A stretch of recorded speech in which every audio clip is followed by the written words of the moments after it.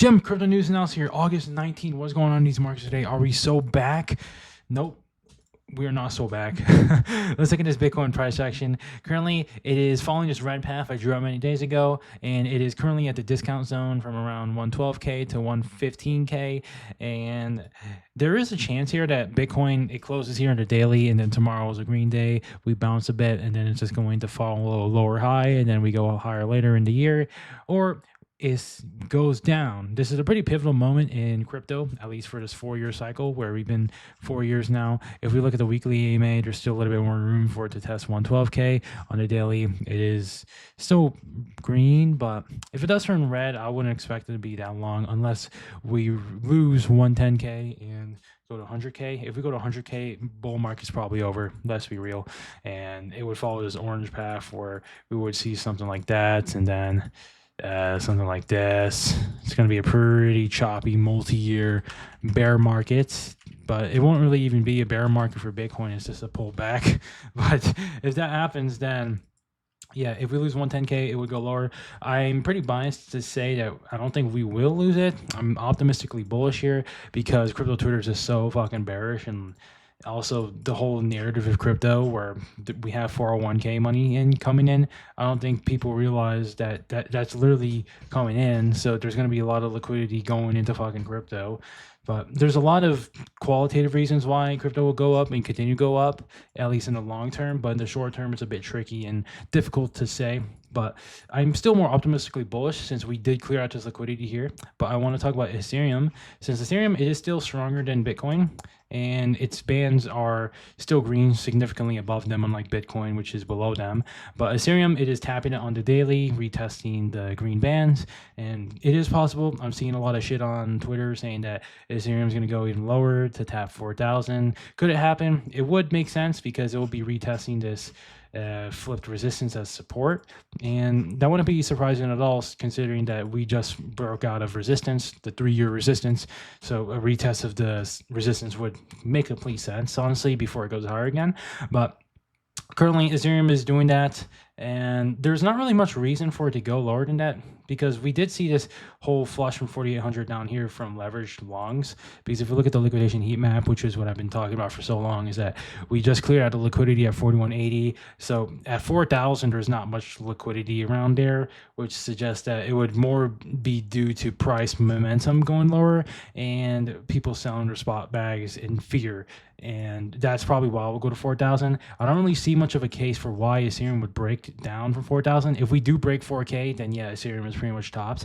But I still believe that Ethereum still has room to go higher. I think if we see an Ethereum top, it's more likely it's like 5,100 to 6,000. That range would be most likely for an Ethereum top for the cycle.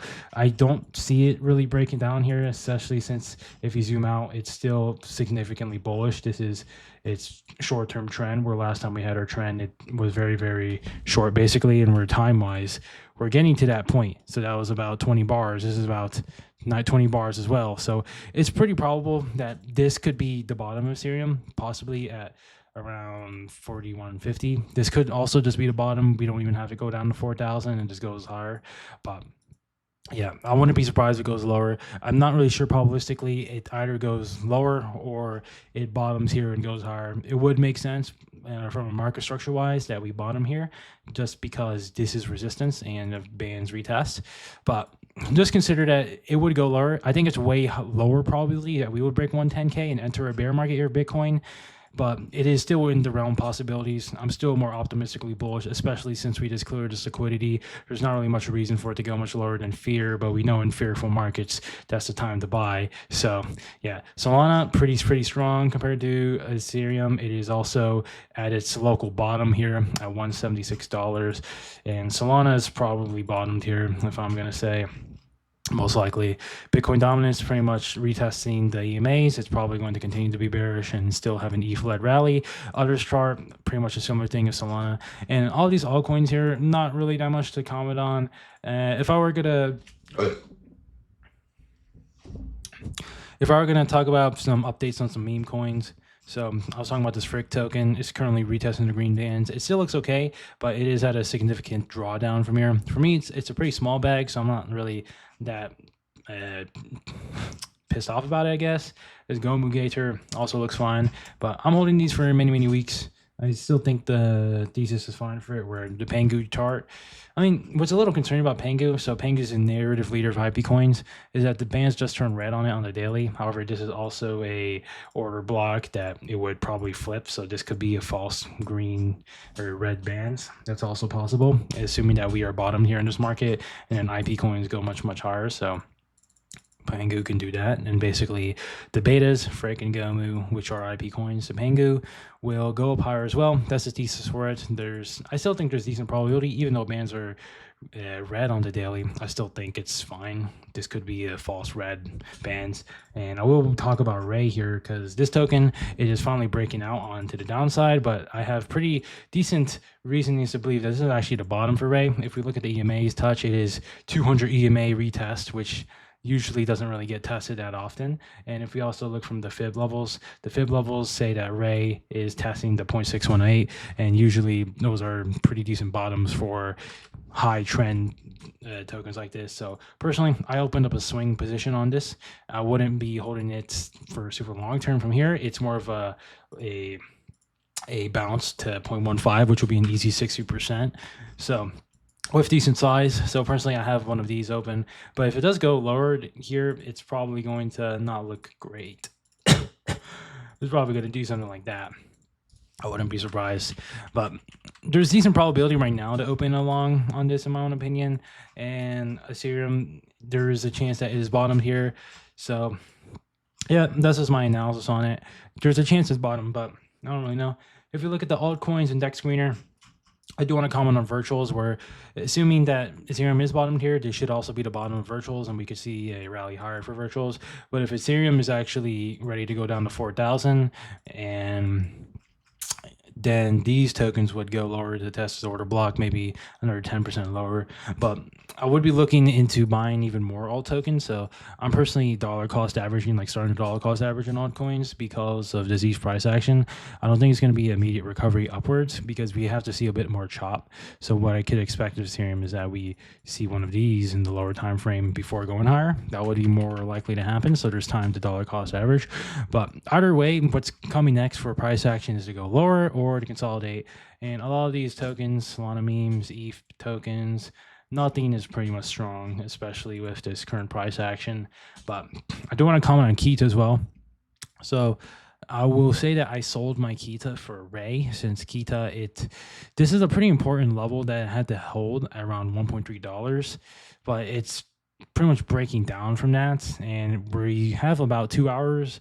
And the fact that it closed below that, I don't really like that personally with the Kita token. So that shows there's a bit of weakness, and there's a double top forming around here. So I don't really like that personally, price action wise. I thought it would be stronger, especially with this strong impulse, and we would want to see this white price action, but no, it's pretty much breaking down from this RSI range as well, which suggests that I drew out this line here where I could see it following this mean reverting path and then going higher later in the year instead of going higher right now. So yeah, it's a bit risky to hold this one, I think, which is why I caught the position and replaced it with Ray, since Ray has a higher probability of bouncing short term compared to Kita, price action wise. And in virtuals tokens, I will be looking into dollar cost averaging into these in comparison, because they are high chance of being bottomed here. So I will just look into those. And let us look at some of these tweets. Alex Becker been calling for an alt season every single day for like 10 years. Now if ETH close to all-time highs, as we were actually breaks, and we get a real alt season, guess what? He's bearish now. Can't make this up. Yeah, a lot of the crypto Twitter is bearish. They're super fucking bearish. And I mean, if you look at this price action, it kind of makes sense to be bearish, but you know, I don't know, man. Impressive how the targets for ETH on my timeline have gone from 8,000 to 2,000 in just a few days. Yep, people are getting super bearish again. Crazy how hard and fast sentiment shifts on here. Yep. Imagine trying to explain someone that crypto is an all-time high and the sentiment is not only bearish, but people's portfolios are crushed. Yeah, so look at this price action for Bitcoin. This looks pretty amazing, right? But then people up here, people have been here since 2021. Like, I've only been in crypto for like a year or two. So I've been like since around here, and admittedly I am also not at all-time highs, but this is because I am new to this niche And a lot of people who are new to it, most cases, just buying and hold Bitcoin, you will outperform most people trying to outsmart the market. But I'm one of those ego-driven people that think they can outsmart it. But I do think you can outsmart it. So a lot of hard work. It's just going to take a long time, but you get a lot more rewards. But essentially, this is true. A lot of people are fucked.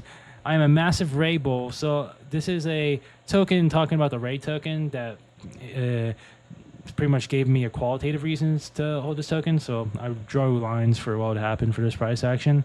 But I'm a massive Ray bull. This is a great dip to be slurped. Ray's core framework is achieving something remarkable. 70% fewer hallucinations than traditional LLMs by separating language processing, reasoning, and memory into specialized systems. No context decay, continuous learning. The system literally gets smarter over time. But here's why this matter beyond just Ray, why DAI will be bigger than Bitcoin. Article explains why projects like this are the future of AI. Tori breaks down the biggest misconception in the space, that decentralizing AI reduces performance. Ray proves he's absolutely right. The modular approach wins for specialization and resilience. If you're bullish on Ray, you need to read Tori's piece. It's the roadmap for understanding where this is all heading. The AI projects for the wing. And yeah, so this Ray token qualitatively, it's basically people are saying it's as good as ChatGPT, and these guys, they aren't really a ChatGPT wrapper. They actually made their own framework for how AI is developed, but they tokenize it. And I find this project to be qualitatively extremely impressive. And we don't even have valuations for shit like ChatGPT, right? But Ray, if it's at the same level as ChatGPT, it should be in billions of market cap. I don't know if it will get there to billions, but it will be, if we get a full-blown bull run and Ethereum goes to 10,000, then yeah, Ray can easily go to $1 billion here. But tokens like these, I think qualitatively it's good. Price action wise, it's a good risk reward, which is why I took the trade. So this is my own tweet, but it feels like the retail is coming narrative is largely overstated. Was 2021 not when retail here? It's not like retail doesn't know about crypto, and they will be even more hesitant to buy new all-star streamers like Aiden get raped on chain. Most likely, if they come, they will bid 2021 Dino coins and majors, since they have the largest lending, still have decent rapid mindshare. Yeah, so I just wanted to talk about that, where people keep saying on Twitter that, guys, retail's going to come in and buy our coins. But are they going to buy your fucking sheep with hat dog coin? I don't fucking know. They're going to come and buy the tokens they know from 2021. And one of those contenders right now are Link, of course. I think Link is probably going to consolidate a bit before it goes hard. I'm personally looking to buy a Link soon. But I want to see a bit more consolidation here before getting a position on this. But Link looks fucking amazing. I would say that Link is easily a 2x from here till the end of the cycle with size. But like assuming price action wise, it looks fucking amazing.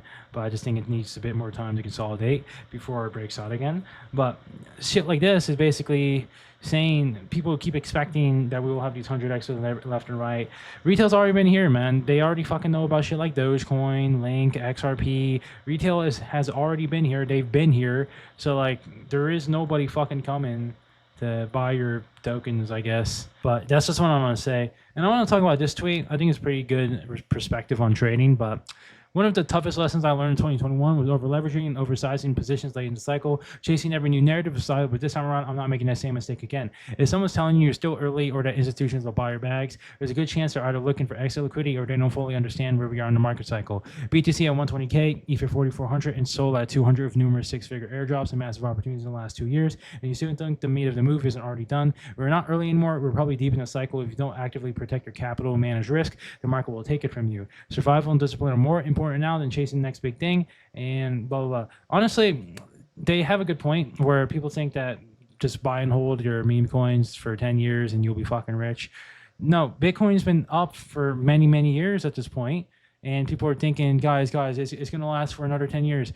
And super cycle wise, like a super cycle thesis where Bitcoin just infinitely goes up and up forever like the S&P, I think that's within the realms of possibilities. Price action is definitely confirming that. But all the other altcoins, I don't fucking know. Are we early to crypto? I think on the grand scheme of things, yes, we are early. But are we as early as 2021 where it was in this whole spiel here, right? This whole Bitcoin run up. Are we as early as that? No, but In terms of global adoption, I would say we're still early to crypto. So just keep that in mind. But in terms of cycles, if you believe that, then yeah, risk management is extremely important. But risk management is really important any fucking time. So that's just what I would say. But yeah, that's what I was saying in this video. Kind of a long one today, but I needed to get my yaps out about the markets here. My bias is that either we go sideways from here and then recover and follow this red path for Bitcoin, or we go lower to test 110K. It will be much better if this is the bottom and we see a green day tomorrow and then a choppy path and then we go hard. That would be the best case scenario for bullishness and for Ethereum. But if we do go lower to 4,000, it's not the end of the world with Ethereum, but it would just not be the best, I feel like. But it would honestly make a lot of sense if it does go down there, just trend line wise and previous price action with Ethereum. But Bitcoin would definitely be not the best, and we would probably be late cycle at that point. So yeah, that's what I'm saying in this video, and I'll see you guys.